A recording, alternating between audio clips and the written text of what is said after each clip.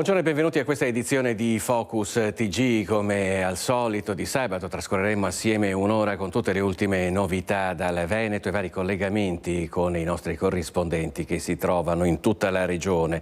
Parleremo naturalmente ancora dell'udienza che ha visto protagonista, imputato Filippo Turetta per l'omicidio di Giulia Cecchettin, ma apriamo questa edizione con una notizia che ci porta in provincia di Padova. Ci sono stati momenti di tensione ieri pomeriggio a Cervarese Santa Croce, dove un residente è andato in escandescenza e si era barricato in casa armato di coltello per opporsi ad un intervento sanitario sollecitato dai familiari.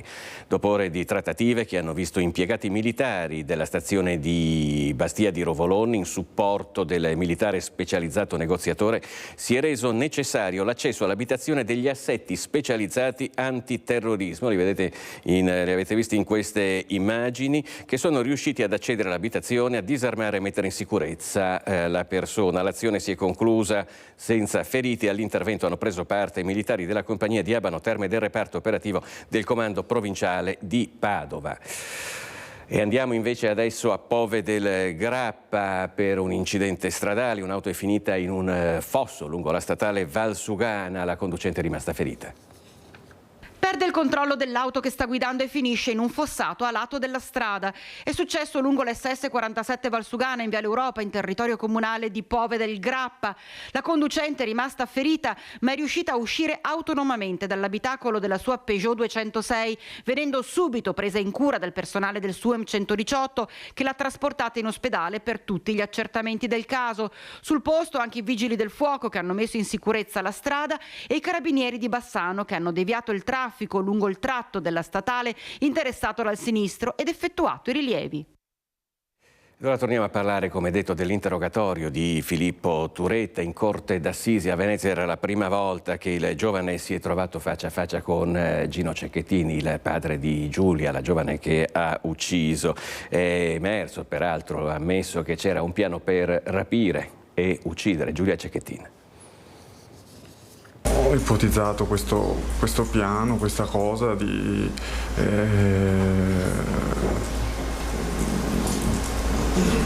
poter fare questa cosa, in un eventuale futuro momento di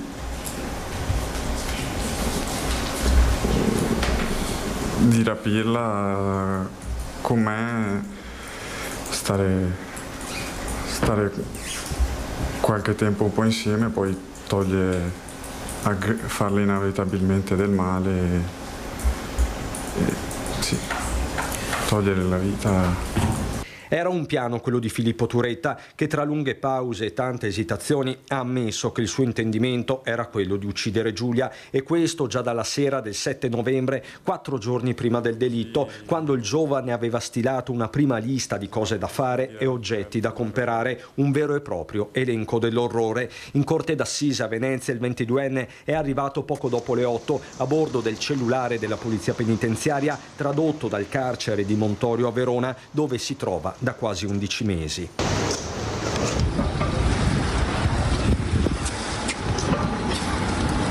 Poco dopo l'arrivo in piazzale Roma di Gino Cecchettin, il papà di Giulia, che in aula per la prima volta si è trovato davanti al killer della figlia. Ma Filippo lo sguardo di Gino non lo ha mai incrociato in quasi 6 ore di deposizione. La testa bassa, gli occhi immobili, le lacrime scendono quando gli si chiede perché ha ucciso Giulia. Avevo rabbia perché sostanzialmente, non so, cioè, io soffrivo di questa cosa e volevo tornare insieme, lei non voleva, e quindi, non so, mi faceva arrabbiare che non volesse. Volevo che il nostro, non so, tra virgolette, il nostro destino fosse lo stesso per entrambi. Rabbia è la parola che Filippo utilizza più spesso. Ovviamente sono, sì, pensieri ingiusti, di dire, non so, soffro io, devi soffrire anche tu, non so, cose di questo tipo.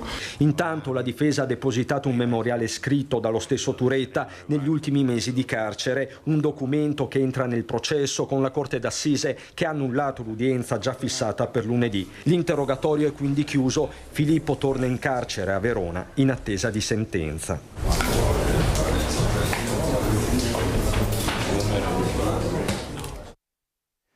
Chiedere scusa a questo punto sarebbe ridicolo, ha detto poi Filippo Turetta, e di premeditazione chiara parlano i legali della famiglia Cecchettin che lasciano intendere come non vi sia alternativa all'ergastolo. Da un punto di vista emotivo magari vorrei in certi momenti chiedere scusa o cose così, però penso che soprattutto che sia ridicolo, fuori luogo, visto le entità, cioè visto grave ingiustizia che ho commesso. La grave ingiustizia che ho commesso, dice Filippo Turetta, che motiva così il perché non ha mai chiesto né intenda chiedere scusa. Io penso che delle scuse potrebbero solamente creare ulteriore emozioni negative, ulteriore dolore verso le persone che già provano dolore e sofferenza per quello che è successo. In aula Filippo torna su quel maledetto sabato sera, in particolare su quella traiettoria di morte tra Vigonovo e Fossò, i 2 coltelli sul sedile posteriore e i fendenti su Giulia, al culmine dell'ennesima lite, la ragazza che urla e tenta di scappare. Io ricordo che avevo il coltello in mano, a un certo punto avevo solo il manico, quindi non so, in qualche modo deve essersi rotto, forse l'ho colpita, forse ho colpito il pavimento, cioè non... Per i legali della famiglia Cecchettin non ci sono dubbi, il quadro della premeditazione è chiaro, non c'è alternativa all'ergastolo. Credo che sia incommentabile quello che ha detto Turetta oggi, credo che sia proprio incommentabile. Cioè Gino ci aspettava delle scuse? Comunque... Non ho mai parlato con Gino di scuse, credo che, ripeto, secondo me l'atteggiamento che Turetta oggi ha avuto in udienza non è altro che la conferma diciamo della personalità che ha dimostrato in tutta questa assurda vicenda, e mi pare che tutte le aggravanti siano non confermate, straconfermate. Un minimo di resipiscenza non l'abbiamo, avete visto, nemmeno intravisto, quindi credo che adesso starà alla Corte immaginare la pena più adeguata, che evidentemente a mio giudizio è quella massima. Poi c'è stato anche l'interrogatorio, il controinterrogatorio dell'avvocato Caruso a Filippo Turetta. Ascoltiamo che cosa è stato detto in questa circostanza. Perché ha deciso di presentarsi in dibattimento per rendere l'interrogatorio?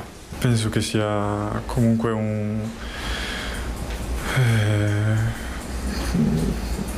qualcosa di giusto da fare, insomma, un dovere verso la giustizia, ma soprattutto verso Giulia e tutte le persone colpite. Inizia così nel primo pomeriggio l'interrogatorio della difesa Filippo Turetta. Il suo legale, l'avvocato Giovanni Caruso, vuole far conoscere la personalità del suo assistito e probabilmente del fatto che si sia reso conto della gravità dei reati di cui è accusato e che l'avvocato gli fa ripetere in aula, incitandolo poi a dire la verità. Il modo per rendere giustizia in memoria di Giulia è quello di dire la verità. Caruso vuole che la Corte d'Assise sappia chi è il 22enne di Torreglia che ha ucciso la sua ex fidanzata Giulia, facendogli raccontare del suo percorso scolastico con buoni risultati, degli amici che lui dice non essere molti per via della timidezza, lo sport e i rapporti con le ragazze. Non ho mai avuto relazioni prima di lei, insomma, è stata l'unica. Domande mirate a descrivere la sua personalità. Una personalità che con Giulia, emerge ancora una volta, si era rivelata possessiva e soffocante. Caruso infatti ripercorre con l'imputato la loro storia, caratterizzata da parecchi litigi, tutti conseguenza della gelosia morbosa del ragazzo. Troppo, in certo senso, dipendente, ossessionato dal nostro rapporto, e questo causava ovviamente pesantezza. Turetta dichiara anche che la molla sia scattata il 7 novembre, al culmine di una serie di litigi con Giulia. Qui cominciano i pensieri terribili, dice, mentre vaga in auto arrabbiato, cercando di rientrare a casa ma restando nel parcheggio per un'ora. Tra questi pensieri anche quelli di toglierle la vita. Poi la domanda che in molti si pongono: cosa pensava di fare una volta rapita? Saremmo potuti stare insieme, solo noi due, trascorrere tempo insieme. Nell'interrogatorio col suo legale emerge anche un dettaglio sul coltello spezzato utilizzato a Vigonovo nella prima fase dell'aggressione a Giulia. Risulta che del primo coltello, quello che si è spezzato, sia completamente privo di macchie ematiche e non vi è alcuna lesione sul corpo di Giulia riconducibile a quella lama. È sicuro di aver colpito con quel coltello Giulia oppure no? Non lo so. Turetta, rispondendo ancora una volta al suo avvocato che gli ha chiesto se avesse provato a togliersi la vita, ha detto di aver preso il coltello a Berlino proprio perché voleva provare a colpirsi, ma poi ha continuato: è vergognoso dirlo, non sono riuscito a farlo. Infine. Mi sento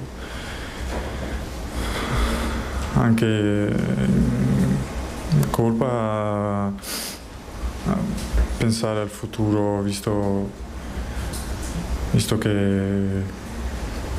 lei non può più. Lei comunque non è una persona meravigliosa, perché comunque aveva ancora affetto per me, mi ha sempre trattato meglio di quello che pensavo. L'adempimento fondamentale era l'interrogatorio di Filippo Turetta, il quale ha pertanto esercitato la propria difesa materiale, cercando di ingranare la marcia della massima sincerità. Di questo io sono persuaso, di questo io sono convinto. Noi chiudiamo questo blocco ascoltando quello che ha dichiarato Gino Cecchettin, il papà di Giulia, all'uscita dall'aula. Erano invece assenti i genitori di Filippo Turetta. Sapere cosa ha attraversato mia figlia negli ultimi momenti della sua vita. È stato questo l'aspetto più doloroso di una giornata passata a pochi metri dall'assassino di Giulia. Gino Cecchettin usa poche parole ma precise ai giornalisti che gli domandano dell'atteggiamento di Filippo Turetta, che non lo ha mai guardato negli occhi. Risponde lapidario: chiedete a lui. Lo guardavo quando parlava. Non è questo il punto del processo, il punto è che abbiamo capito chi è Filippo Turetta, infatti adesso il suo avvocato vuole capirne di più. Per me è chiarissimo, quello che emerge oggi è che la vita del prossimo è una cosa sacra e non bisogna entrare nel merito della vita degli altri, bisogna rispettarla. Questo l'abbiamo capito. Turetta, quindi credo che ha capito. Faccia le sue considerazioni, insomma l'ha dichiarato lui stesso. Gino lascia Palazzo di Giustizia verso le 13:30, prima dell'interrogatorio da parte della difesa. Con lui ci sono gli zii di Giulia, Alessio e Andrea, la nonna Carla. Non ci sono i figli, Davide e Elena. Quest'ultima via social ammette di non farcela. Devo tutelare la mia salute da 11 mesi. Ho gli incubi, confida. Non ci sono i genitori di Filippo Turetta, un'assenza che nessuno giudica. Gino, che è un gigante da un punto di vista della dignità umana, ha avuto anche sempre parole molto garbate e pensieri da gigante verso questi genitori, quindi per noi il problema dei genitori non esiste, perché l'imputato è Turetta e non i genitori. Avvocato. Resta Gino con la sua dignità, che con una semplice parola, ricordando Giulia, dice tutto. Il mio amore, cosa posso dire? Un'altra vittima della strada ieri a Castelfranco Veneto, non ce l'ha fatta Kevin Gentilin, morto sul colpo dopo il violento impatto dell'incidente di cui è stato vittima. Per noi dal Tribunale di Treviso in diretta c'è Daniela Sizia con Tommaso Migotto. Buongiorno Daniela. Buongiorno Filippo, buongiorno anche ai telespettatori. Sì, come hai detto tu, ci troviamo proprio di fronte al Tribunale di Treviso perché nelle scorse ore è stato aperto un fascicolo per omicidio stradale inevitabile dopo la tragedia avvenuta ieri in via Sile a Castelfranco. Lo hai detto tu, a perdere la vita davvero un giovanissimo, un quindicenne in sella alla sua Vespa, travolto ed ucciso mentre stava andando a scuola. Aperto un fascicolo, sicuramente verrà fatta anche una perizia cinematica e l'apertura di questo fascicolo permette anche all'avvocato della difesa, quindi dell'automobilista, di poter partecipare a questi accertamenti che sono davvero fondamentali e importanti per ricostruire quello che è avvenuto ieri mattina lungo la strada e questo terribile schianto. Ripercorriamo insieme questo incidente, l'ennesimo purtroppo nella Marca. Lo schianto terribile, le urla di chi ha assistito al drammatico incidente, poi il silenzio di una disperazione senza fine. A terra i segni indelebili della tragedia, la Vespa appoggiata su un fianco a bordo strada, Kevin Gentilin, 15 anni, a pochi metri, senza vita. L'ennesimo incidente mortale, l'ennesimo studente travolto ed ucciso mentre sta andando a scuola. Solo nel Padovano 3 giovani vittime spezzate da inizio anno scolastico. Una dinamica ancora al vaglio della polizia stradale di Castelfranco Veneto. Da una prima ricostruzione sembrerebbe che il giovane stesse superando una colonna di mezzi quando, all'altezza della rotonda con via delle Industrie, l'auto, una Fiat Bravo condotta da un 43enne che viaggiava in direzione Vedelago, ha svoltato nel parcheggio di una fabbrica. L'impatto violentissimo non ha lasciato scampo al quindicenne sbalzato dalle 2 ruote. È stata una cosa drammatica nel vedere un bambino, perché a 15 anni sei ancora un bambino morto in mezzo alla strada. È stata una cosa pesante perché non ho mai vissuto un'esperienza del genere. Purtroppo oggi è capitato. Sul luogo dell'incidente sono arrivati i soccorsi, l'ambulanza, l'automedica, ma per il quindicenne non c'era più nulla da fare. Sulla strada paralizzata dal traffico è calato il gelo di uno strazio impossibile anche solo da immaginare. I genitori di familiari conosciuti in paese per la loro impresa edile si sono precipitati sul luogo della tragedia. Le passioni di Kevin erano la Vespa ed il ballo, ci racconta con gli occhi lucidi nascosti dagli occhiali lo zio del quindicenne. Lui andava a ballare col nonno tante volte. Questa era la passione. E la Vespa? E la Vespa, sì, la Vespa. Ma era un bambino con la testa a posto, non correva, io non l'ho mai visto fare robe strane. Cioè, qui si vede esattamente che questa macchina che ha girato non l'ha visto e lui l'ha preso in pieno. Il ricordo dello zio, Kevin era umile ed andava d'accordo con tutti. Col nonno aveva un attaccamento che era morboso perché pensa che lui aveva 14-15 anni, mio fratello va anche a ballare e se lo portava a ballare, a lavorare. Questo bambino era proprio, hai presente il bambino che tutti vorremmo? Ecco, questo era Kevin. Sarà la procura ora a decidere, ma l'automobilista con ogni probabilità sarà indagato per omicidio stradale. E appunto è stato indagato per omicidio stradale, insomma un atto dovuto comunque, come vi ho detto, per permettere tutti gli accertamenti del caso. Una comunità sotto shock, le lacrime della famiglia, ma la disperazione anche degli amici e della scuola, quella scuola che Kevin stava cercando di raggiungere proprio ieri, poco prima dell'incidente. Noi siamo assolutamente costernati, senza parole, perché è stata una notizia che ci ha veramente lasciato completamente di stucco e siamo vicini alla famiglia perché comunque anche noi siamo tutti genitori e quindi ci mettiamo ovviamente nei panni della famiglia. Morire mentre si va a scuola. Da una parte lo strazio della famiglia Gentilin, dall'altro lo shock, lo sconcerto, la disperazione di compagni di classe e docenti dell'Istituto Agrario Sartor di Castelfranco Veneto, quello che Kevin frequentava per entrare nel mondo del lavoro nel settore proprio dell'agricoltura. Era iscritto in classe prima del corso triennale regionale che dà la qualifica di operatore agricolo. È commossa la dirigente Antonella Alban. La tragica morte di Kevin, avvenuta pochi minuti prima dell'incidente, all'inizio delle lezioni ha gettato l'intero istituto in un dolore improvviso, ingiusto, difficile da gestire per gli adulti, devastante per i coetanei del ragazzo, in particolare i compagni che avevano condiviso con lui questo avvio di anno scolastico. A me è toccata la brutta incombenza di andare in classe ad avvisare i compagni, che sono rimasti scioccati, e adesso li stiamo seguendo con i docenti e avremo poi un percorso assieme allo sportello psicologico per seguirli, perché alcuni piangevano, altri erano talmente scioccati da non essere in grado nemmeno di pronunciare nessuna parola, come noi del resto. Tantissimi messaggi di cordoglio arrivati per questa ennesima giovane vita spezzata sulle strade, e proprio le autorità e le associazioni fanno sapere che continueranno ancora di più tutte le iniziative proprio per cercare di arginare quello che nella Marca è un fenomeno davvero gravissimo, quello degli incidenti stradali, delle vittime giovanissime e non giovanissime, ma vittime della strada. Quindi continueranno soprattutto proprio a partire dalle scuole. Qua dal Tribunale è tutto, ti restituisco la linea, Filippo.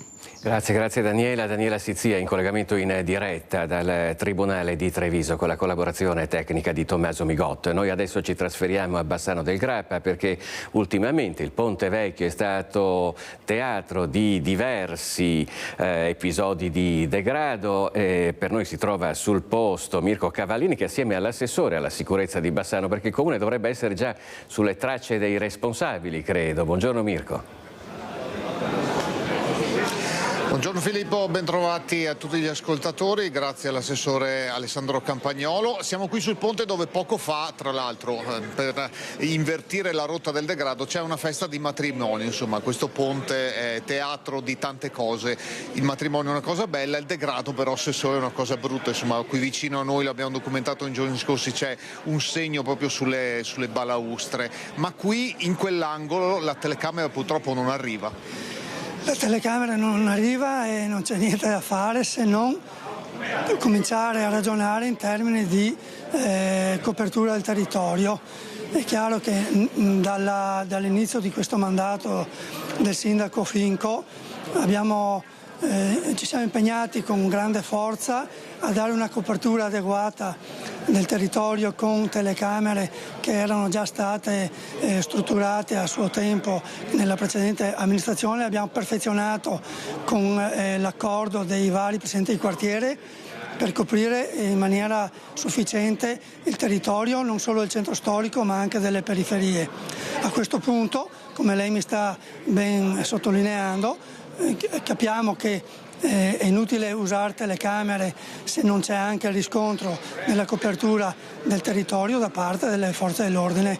Quindi significa che nel particolare il Ponte degli Alpini ha bisogno di un passaggio frequente, di far vedere le forze dell'ordine che interpretano non solo l'occhio vigile della telecamera, ma che interpretano anche il passaggio della gente che usa il ponte come passaggio obbligato o sosta per fare una sosta obbligata. Lo stesso vale per le periferie. Quindi cosa vuol dire? Che telecamere sono una cosa importantissima che ci dà una mano, ma è importante anche strutturare il territorio con passaggi frequenti, come il sindaco ha già segnalato non molto tempo fa, cominciare a riattivare la mentalità del vigile di quartiere, del poliziotto di quartiere, e questa sarà la nostra missione, diciamo così. Ecco, per chi non lo sapesse, Alessandro Campagnolo ha un passato in polizia e quindi diciamo che questo spirito lei un po' ce l'ha dentro, però diceva giustamente lei, centro, certo, il centro storico frequentatissimo, Bassano è pur sempre l'ottava città del Veneto, però anche le periferie che spesso lanciano gridi d'allarme. Ecco, lei ha ricordato bene la mia esperienza di oltre 35 anni in polizia. Bassano in particolare ce l'ho nel cuore non solo perché sono bassanese, ma anche perché ho diretto per quasi 8 anni il commissariato di Bassano, conosco molto bene il territorio e molto bene le periferie. presidenti di quartiere mi usano come punto di riferimento e fanno molto bene, e ho tutta l'intenzione di ascoltarli e di ascoltare le periferie, perché voglio dare a Bassano un segnale chiaro di presenza non solo dell'assessore ma delle forze dell'ordine in centro storico, ma anche in particolare e soprattutto nelle periferie. E quindi venite a Bassano con tranquillità. Con questo messaggio ringrazio l'assessore Alessandro Campagnolo, Alessandro Costacuta per la parte tecnica. Filippo, ti restituisco la linea, buona giornata. Grazie altrettanto, grazie a Mirko Cavallini in diretta dal Ponte Vecchio di Bassano del Grappa. Noi adesso torniamo a parlare della morte di un 18enne avvenuta in una palestra di Monselice dopo un allenamento di box nel gennaio del 2023, perché nel processo il suo allenatore ha deciso di patteggiare. Una svolta importante che potrebbe cambiare l'andamento del processo sulla morte di Edoardo Zattin, il 18enne di Este, morto dopo essersi accasciato durante un allenamento di box nella palestra di Monselice dove si era iscritto pochi mesi prima. La tragedia era avvenuta nel febbraio del 2023. Il suo allenatore, un 47enne residente a Rovigo, ha chiesto di patteggiare una pena sospesa di 8 mesi. L'uomo è indagato insieme ai 2 legali rappresentanti della palestra per cooperazione in omicidio colposo e gli viene anche contestato un reato omissivo. La procura contesta la violazione dei regolamenti che disciplinano la box, in quanto i 3 avrebbero consentito al 18enne di praticare degli allenamenti di sparring pur non essendo tesserato alla Federazione Pugilistica Italiana.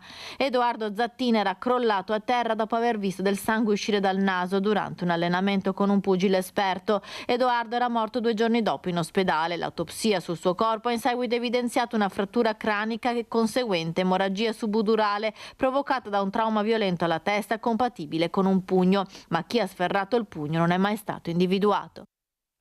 Un altro processo in corso, quello per il delitto di Margherita Ceschin. Prima udienza e rinvio al 23 gennaio per unificare i 2 fascicoli, ma il processo potrebbe durare da 1 anno e mezzo a 2 anni.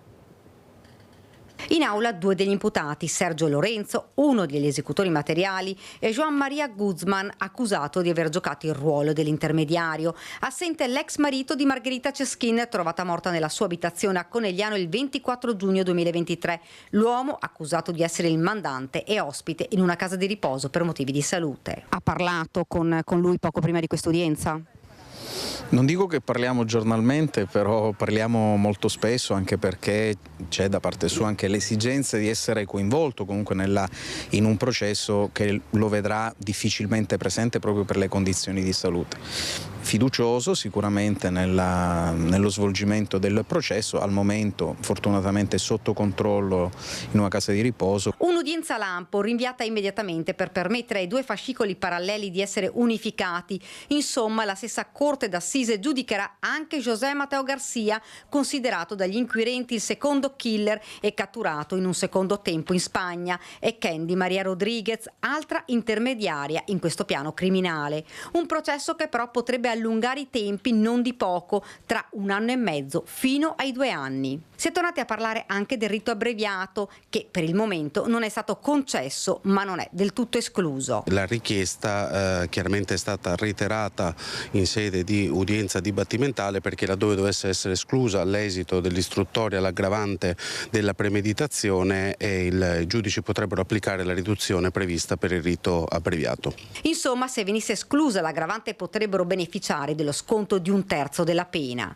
Attese saranno le intercettazioni telefoniche che di fatto inchioderebbero alcuni degli imputati. Le intercettazioni hanno sicuramente un profilo importante nell'ambito di questa indagine.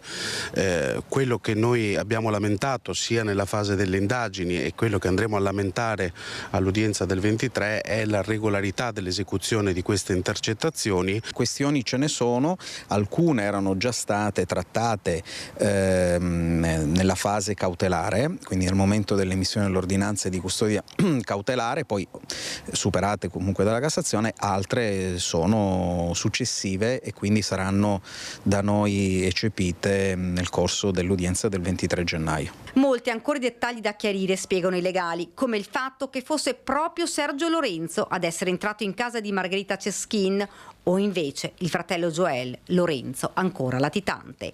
La prossima udienza è stata programmata per il 23 gennaio 2025. Noi tra poco dovremmo collegarci anche con Padova, dove c'è Valentina Visentin che deve raccontarci una storia che ha avuto un lieto fine, per la quale adesso hanno ricevuto anche un riconoscimento alcuni dei protagonisti. Credo che forse riusciamo a farcela prima di andare in pubblicità. Chiedo alla regia se riusciamo. No, ci vediamo tra un istante e lasciamo un po' di suspense, tra poco saremo con Valentina Visentin.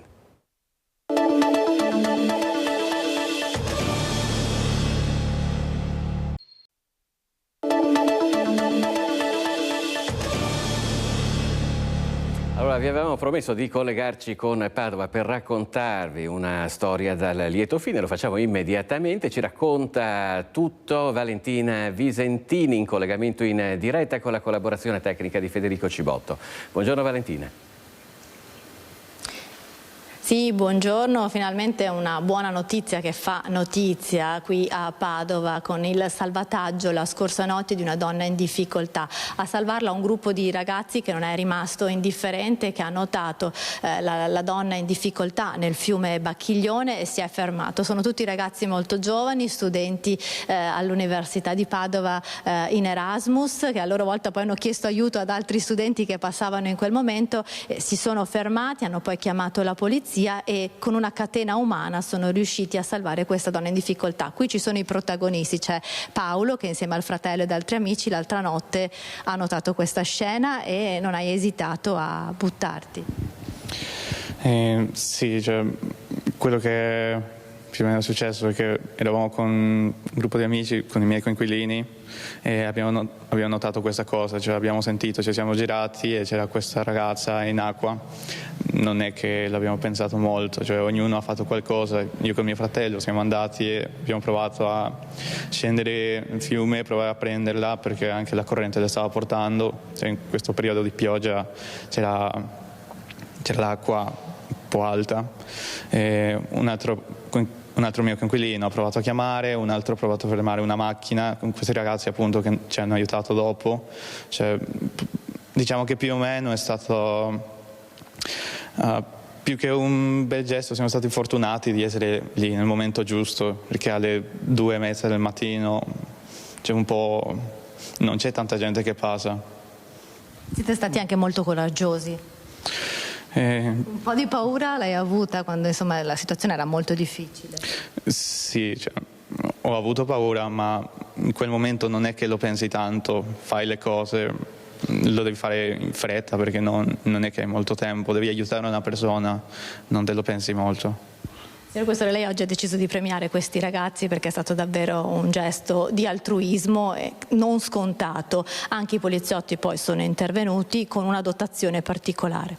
Sì, si tratta di un doveroso ringraziamento a questi ragazzi, innanzitutto perché non sono rimasti indifferenti, no, a questo stato di bisogno di questa giovane donna e non hanno esitato proprio a entrare nell'acqua e mettendo a repentaglio la propria incolumità.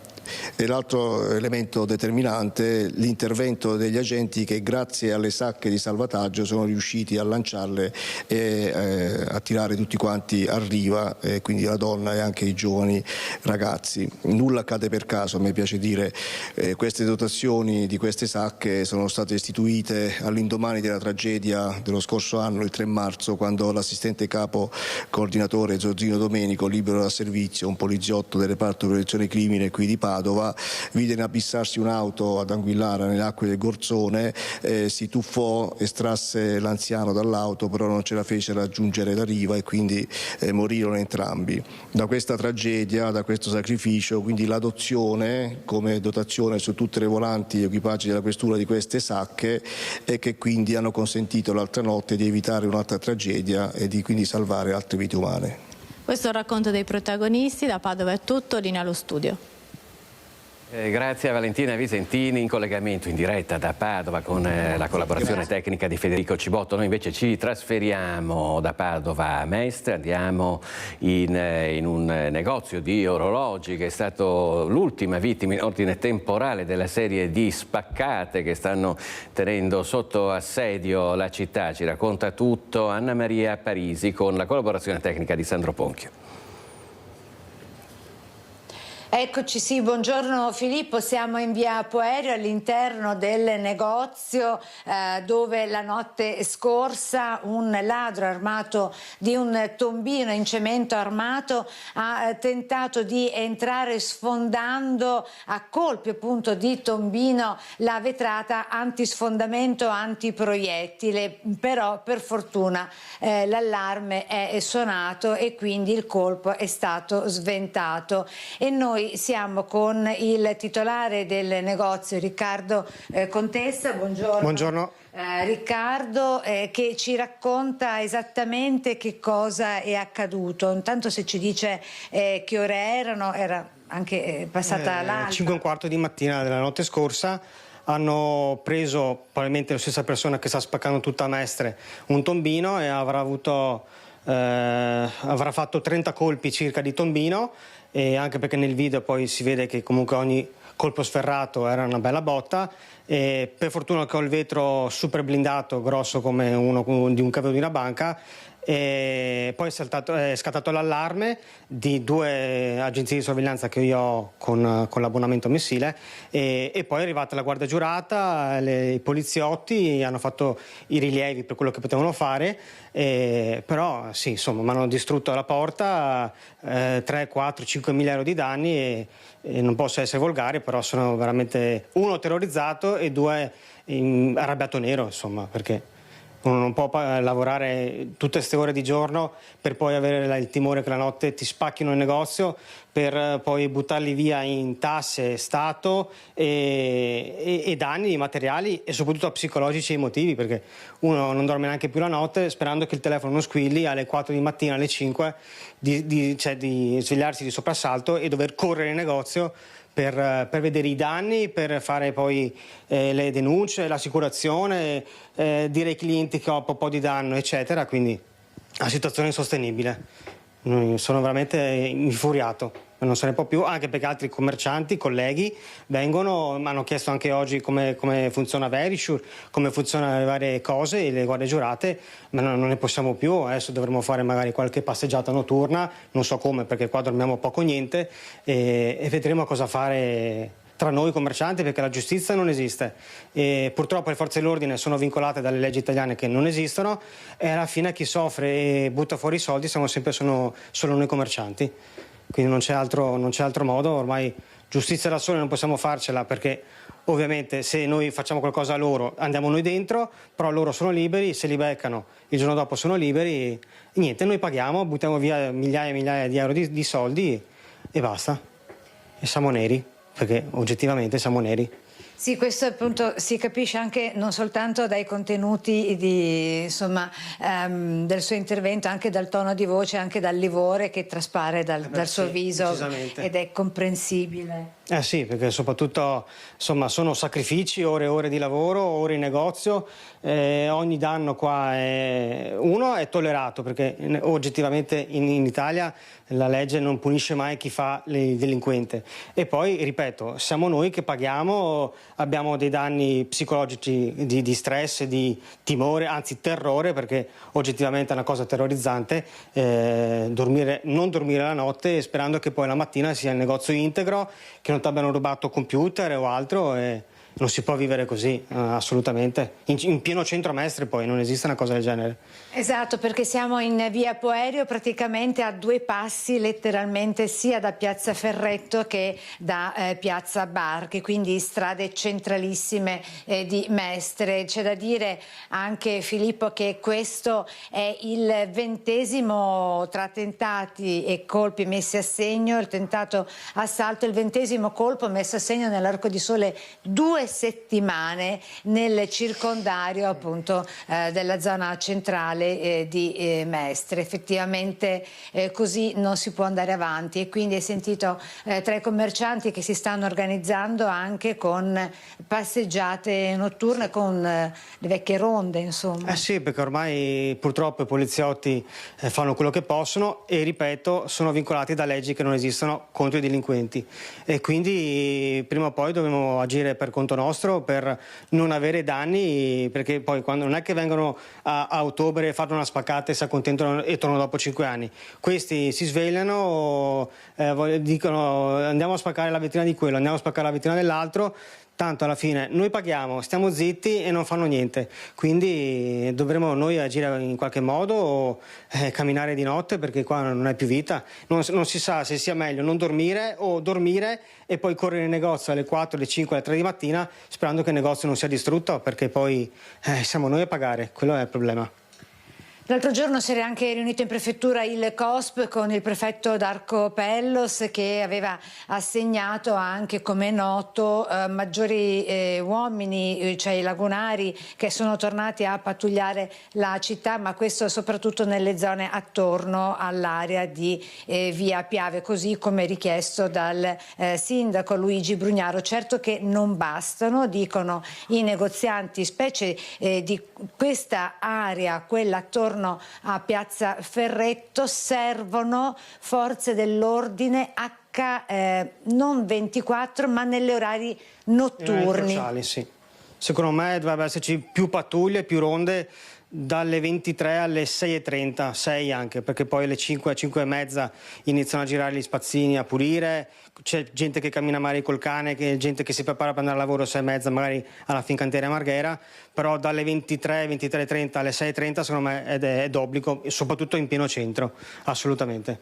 Perché questo orario? Perché alle 23:30 circa termina l'orario della polizia locale che si trova qui nel presidio fisso in Piazza Ferretto, dopodiché nell'arco della notte ci sono le pattuglie sia delle volanti che delle gazzelle che passano, ma passano, dice anche lei Riccardo, non sono stanziali. No, cioè, delle volte vedo delle macchine della polizia locale magari di fronte alla gioielleria Callegaro, magari, però oggettivamente fanno un servizio meraviglioso di giorno, perché di giorno sono presenti finanza, carabinieri, polizia, tutto il giorno girano e passano, però di notte, vabbè, io non lo so perché dormo.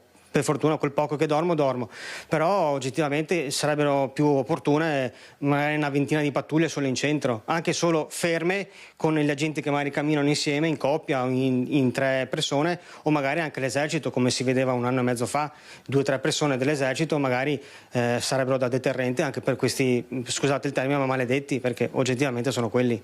Quindi dovremmo avere più pattuglie, più controlli e più anche cattiveria a livello non legale, però insomma per dare a noi protezione. Normativa, dice, no? Sì, più leggi, più cattive, sì, una volta che ti prendo 3 anni te li fai dentro, punto.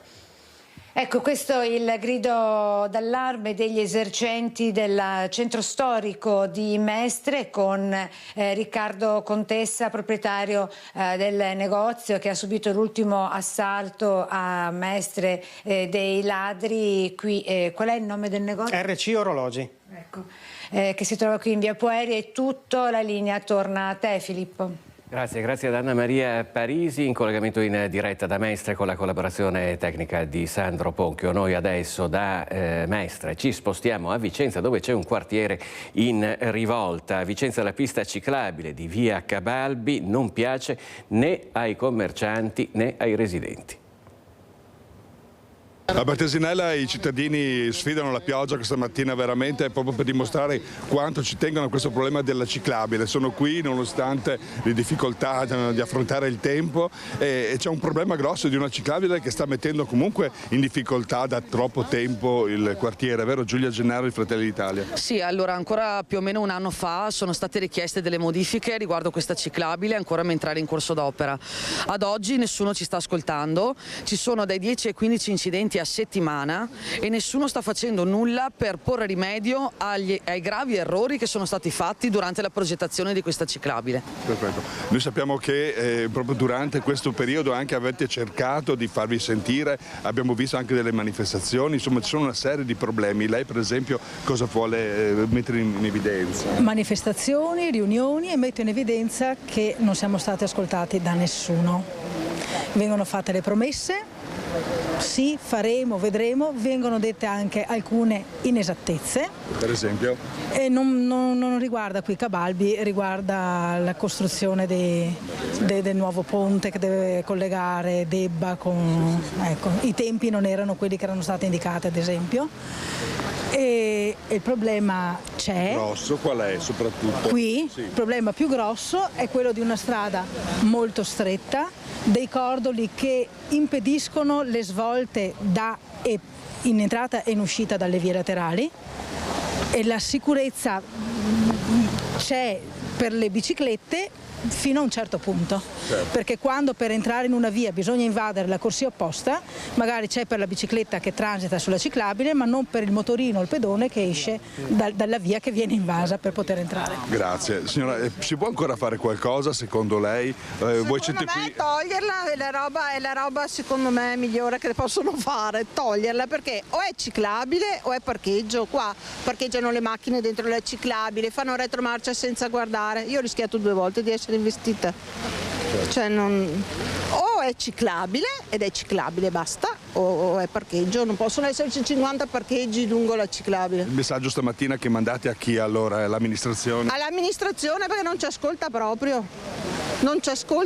è una cosa indecente, dobbiamo ricattare per aver qualcosa e non va bene così. E non vi fermerete? Siete qui oggi? No, assolutamente basta, non ci fermiamo più. E noi ci fermiamo invece, ma solo per qualche istante, ci rivediamo tra pochissimo.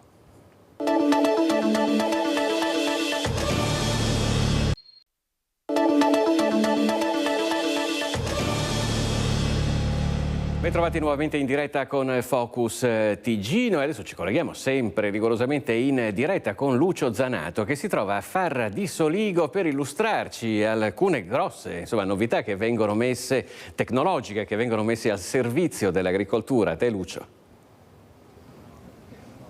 Buongiorno Filippo, buongiorno ai telespettatori di Rete Veneta. Come vedete ho lo spugnotto, come si dice in gergo, di agricoltura, perché stiamo realizzando una puntata di agricoltura e faccio anche un po', come dire, di pubblicità, perché subito dopo il Focus TG andrà in onda la puntata di questa settimana di agricoltura veneta che sarà dedicata al florovivaismo. Ma qui invece siamo alla viticoltura eroica, perché il Condifesa, come ogni anno, ha organizzato Vite in Campo, ovvero le innovazioni tecnologiche per quanto riguarda la viticoltura e in particolare la viticoltura di collina. Importante non solo per i viticoltori ma anche per i cittadini, perché se i viticoltori continuano a lavorare in queste colline non franano, vengono gestite meglio e poi naturalmente per queste zone producono reddito, perché questo è il prosecco superiore di OCG. Tra l'altro oggi c'è stato anche il funerale di Etile Carpenè, storica famiglia di produzione del prosecco. Pensate, 1863 hanno cominciato a produrre questo vino, è stato il primo a scrivere prosecco in una bottiglia. Insomma, Valerio Nadal, presidente, qui si fa la storia. Qui è la storia del nostro prosecco, qui siamo su un'area che va tutelata e noi abbiamo l'obbligo comunque di aiutare queste persone che lavorano con fatica, con passione e con tradizione. Allora facciamo vedere la prima cosa. Nicoletta, fai vedere questa cosa qua. Che cos'è questo? Questa è l'ultima novità. Questo è un drone che sembrava una cosa impossibile, prima veniva utilizzato come un gioco, un giocattolo per i bambini, oggi invece è un mezzo che sarà il futuro per l'agricoltura. Ecco, pensa Filippo che questa macchina pesa 40 kg, porta 40 litri, sono 80 kg, che può volare, e lo faremo vedere durante la puntata, sopra questi vitigni e fare tutto quello che serve fare per non solo il discorso della prevenzione, diciamo, delle malattie, ma anche ad esempio per l'utilizzo dei concimi, per il miglioramento, insomma, delle piante, tutto naturalmente cercando di abbattere quelle che sono le fatiche, perché bisogna dire che qui si fatica molto quando si va nelle bancole. Ma oltre alla fatica c'è da dire che questo drone riesce a distribuire l'agrofarmaco oppure anche i concimi foliari nel caso della necessità, ma evitando la deriva. Ecco, questa è la cosa importante, nel senso che non si inquina. Però adesso con Nicoletta facciamo una corsa veloce, perché adesso ti faccio vedere un'altra cosa importantissima, Presidente, perché voi qui ogni volta, ogni anno fate vedere l'innovazione, non solo le macchine, diciamo, normali, quelle che potrebbero essere. Intanto Filippo, ti faccio vedere delle immagini molto belle. Qui non piove nonostante la giornata, perché sappiamo che il Presidente Nadal è stato uno che, insomma, si è fatto come dire, si è fatto grande, ha cercato di trovare delle soluzioni per evitare che piovesse almeno fino a oggi pomeriggio alle 4. Ministro, so che ha parlato anche con Iannicelli, per cui siamo a posto. Perché ti porto di qua, Filippo, in velocità? Perché il nostro Presidente ci fa vedere un'altra grossa innovazione per quanto riguarda il discorso, quello che riguarda gli esoscheletri. Vieni Nicoletta, poi torniamo qui. Allora, primo esoscheletro, che è un esoscheletro particolare che come vedete viene montato. Questo aiuta. Allora, questo qui aiuta l'agricoltore nella sua fatica. L'esoscheletro comunque è un agevolatore, lo agevola l'agricoltore nella operatività delle buone pratiche, chiamiamolo così, agronomiche. Parliamo della potatura, parliamo della vendemmia, parliamo del controllo delle malerbe. Ecco, e facciamo vedere, perché dobbiamo andare in velocità, questo qui ad esempio aiuta per chi si piega, questo naturalmente per i vitigni un po' bassi, però noi ne abbiamo ancora uno di più bello e soprattutto di bellissimo da vedere, che è questo. Vieni Presidente, facciamo vedere l'utilizzo degli esoscheletri. Eccolo qua, ci fa vedere come funziona questo esoscheletro. Questa qui come funziona? Io lo sto provando in questo momento, però è la ragazza che ti può spiegare. Ecco, come si sente con queste molle che gli dà la mano per evitare di sforzare troppo sulle spalle? Metà fatica tecnicamente, la stiamo provando. Adesso lo stavamo provando. Lo stai tirando giù? Tira giù, stiamo provando ad alzare le braccia. Ci faccio vedere di spalle. Guardate, questa è la tecnologia, questo è il futuro, Filippo, vedi delle molle particolari per evitare che poi questo movimento, che si ripete per quante volte quando voi siete in 8 ore al giorno minimo. Quindi migliaia di volte. E se risparmiamo metà fatica. E soprattutto non vi consumate le spalle. Diceva il produttore che metà di quelli che sono passati hanno fatto l'operazione da qualche parte. Perché ci siamo consumati a fare il lavoro nelle rive, quindi magari tornerà utile nel futuro, ecco, questa attrezzatura. Grazie. Parla anche della vendemmia, perché quando porti fuori l'uva il peso, deve portare fuori le casse d'uva, i cesti e quanto altro, anche perché la vendemmia è molto utile. Mi spiegavano che c'è un altro esoscheletro che aiuta le braccia dietro, la schiena, per alzarle. E l'abbiamo visto prima. Filippo, hai capito? Quindi qui si fa il futuro della viticoltura, ma si fa il futuro anche di questo territorio, perché se la gente continuerà a fare le vendemmie, se la gente continuerà a lavorare qui in collina, significa che qui il terreno non dilaverà. Verremo a vedere anche nel corso della puntata tutte le macchine per tenere adeguatamente le bancole, per creare ad esempio degli sfoghi dell'acqua, per evitare insomma che la collina frani. Presidente, qui si parla sì di economia del Prosecco, ma si parla di tutela del territorio. Si parla di tutela del territorio perché uno dei problemi grossi è l'acqua. L'acqua è un problema quando manca, ma l'acqua è il problema anche quando ce n'è troppa. Mi ricordo 2 anni fa, con difficoltà facevamo fatica ad arrivare in cima alla collina perché c'erano 40 gradi di caldo. Oggi facciamo fatica perché purtroppo piove ogni giorno. Le erosioni comunque creano le frane. Oggi abbiamo fatto un incontro anche con le amministrazioni comunali perché gli agricoltori devono agire subito per sistemare i terreni, e le pratiche e procedure di autorizzazione delle amministrazioni sono purtroppo lunghe, bisogna accelerare i tempi. L'agricoltore deve intervenire subito. Ecco, questo è l'appello da parte del Presidente Valerio Nadal. So che abbiamo finito il tempo, a te la linea Filippo e buona giornata, e soprattutto guardate dopo agricoltura. Certo, senz'altro, rimanete sintonizzati, grazie a Lucio Zanato in collegamento da Fara di Soligo con la collaborazione tecnica di Nicoletta Rizzetto. Noi adesso parliamo di politica, andiamo a Padova perché in vista delle regionali del 2025 Carlo Calenda ha lanciato il progetto di azione, lo ha intervistato Valentina Visentina. Siamo con Carlo Calenda oggi a Padova per presentare ufficialmente l'agenda Draghi per il Veneto. Parte da qui, da Padova, il percorso di azione verso le regionali 2025. Quali sono i vostri progetti e soprattutto i temi su cui vi concentrate? Ma noi, partendo dall'agenda Draghi, lavoreremo su 3 assi sostanzialmente. Uno è quello dello sviluppo economico. L'Italia è in una condizione difficile, il prossimo anno è un anno molto complesso. Il Veneto ha un sacco di aziende, io le conosco bene, aver fatto Industria 4.0 che vanno bene, e tuttavia il mercato sta diventando per l'export molto più difficile.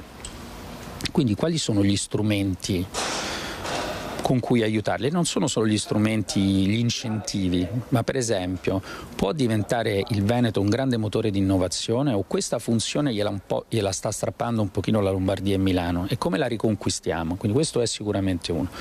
La seconda questione è la sanità, perché la sanità è il tema più drammatico, noi lo stiamo dicendo da 5 anni che ci sia, e l'ultima questione fondamentale è la scuola. Oggi l'Italia ha una scuola che è letteralmente a pezzi, funzionano male nel tempo pieno, ci sta pochissima formazione professionale di qualità e le aziende cercano ragazzi con profili che non trovano. Quindi queste sono le 3 cose che porteremo alla discussione poi delle coalizioni e degli altri partiti politici. Senta, in Veneto il tema forte è anche quello dell'autonomia, che è il cavallo di battaglia ovviamente della Lega, che governa da anni la regione.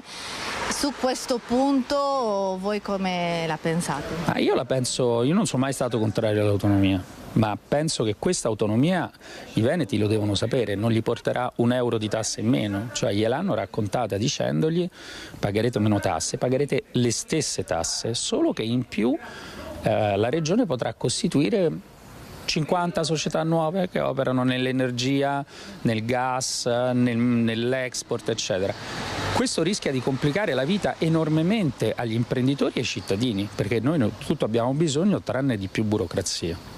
Veneto, che è sempre definita roccaforte della Lega per quanto riguarda il governo regionale, come intendete muovervi a livello di alleanze? Il Partito Democratico sta già ragionando su un campo largo, a questo campo largo voi volete partecipare? No, ma noi non facciamo questo ragionamento e non facciamo parte del campo largo, quindi per noi la questione che è preminente è la qualità del candidato, anzi la qualità della squadra e gli argomenti che vengono portati. E in questo avremo un'interlocuzione con le 2 coalizioni e lo faremo sulla base però non la destra, la sinistra, i fascisti, i comunisti, perché è una roba di cui non ci frega nulla, ma di chi propone una cosa che migliora la vita dei cittadini e delle imprese, perché è l'unica cosa che ci interessa.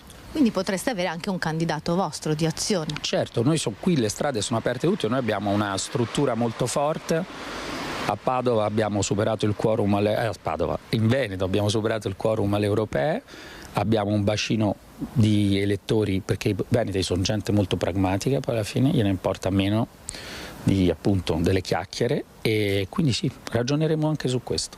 Grazie. Questo Carlo Calenda oggi a Padova. Noi siamo in chiusura di telegiornale, ma prima di salutarci vi ricordo che questa notte le lancette dell'orologio dovranno andare indietro di un'ora quando ci sarà il passaggio all'ora solare, che scatterà esattamente alle 3 di notte, quando torneranno ad essere le 2. Negli smartphone, in alcuni dispositivi elettronici, questo cambio dell'ora avviene automaticamente, negli altri casi invece bisognerà provvedere a farlo manualmente. Vi ricordo i prossimi appuntamenti con l'informazione di Rete Veneta questa sera a partire dalle 18:50 con il telegiornale di Bassano del Grappa e poi a seguire il telegiornale di Vicenza. State con noi, grazie per averci seguito e arrivederci.